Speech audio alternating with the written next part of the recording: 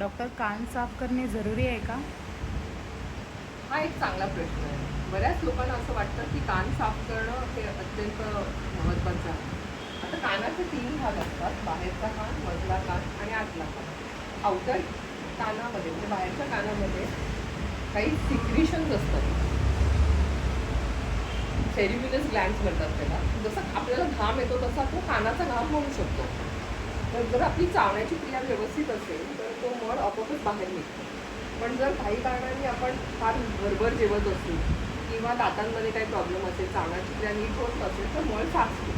तो मळ खूप जास्त साचला तर कधी कधी कान बंद होतो आणि मग कानाचा मळ काढायची गरज पडते. त्याच्यासाठी आपण आधी कानामध्ये ड्रॉप्स टाकतो आणि त्यानंतर कान साफ करून घेतो. पण बऱ्याच लोकांना दररोज कान साफ करायची हौस असते. इयरबड घेऊन ते कान पोरत राहतात.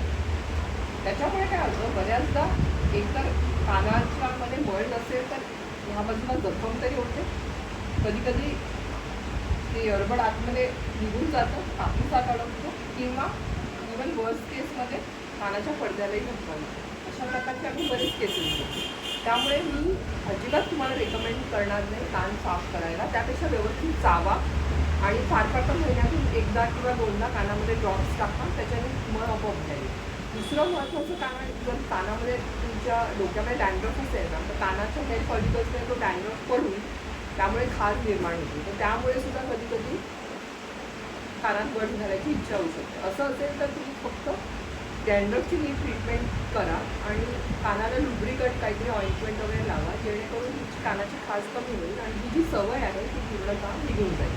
ही एक सवय असते, त्याला ईच स्क्रॅच सायकल म्हणून. ही सायकल जर स्टिम्युलेट झाला ना तर कान फोडल्याने किंवा कान साफ करण्याने छान वाटतं आणि त्यामुळे ती सवय पडली की ती सवय लवकर चालते.